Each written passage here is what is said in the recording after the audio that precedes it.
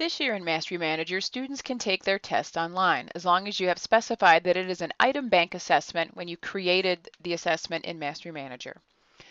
So since I cannot show you what it looks like for a student to take a test online because I am not a student, I went to the help file that Mastery Manager has, which is very nice because it has lots of neat screenshots that are annotated. And I just kind of want to walk you through what it would look like for them.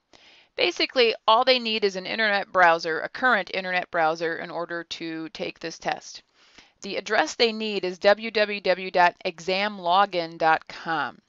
Then they need to enter the online code given by you. Now, what the heck is that code?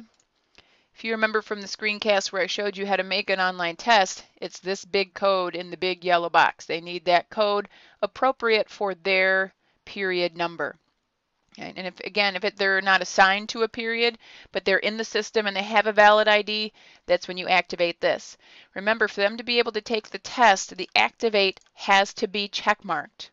Okay, they can't take it if it's not activated by you. So they need to go to this address, they need to get the online code. So they need to go there, and they're going to see this screen. So they put the code here. Okay, now this one happens to be a timed assessment. Again, you had that option back here to time it or not. So it's up to you. They need to put in their student ID. Their student ID will pop up. They'll verify the name. They'll say, this is not me, or click start. Okay. So then they'll be taken to a screen that looks a little like this. So they've got their questions. Okay, so they can see their progress. If it's timed, they'll have a timer right there. All they do is click on the buttons, or it's called the radio button, next to their choices. They can clear it if they want to clear it and leave it blank, which I would advise you not to let students do, or just tell them that, you know, they can't do that. So they can skip questions, they can do next.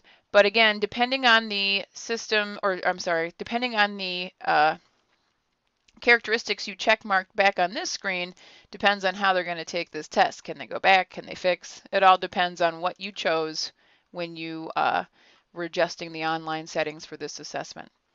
So then when they're done, they click the finish button, and that's it.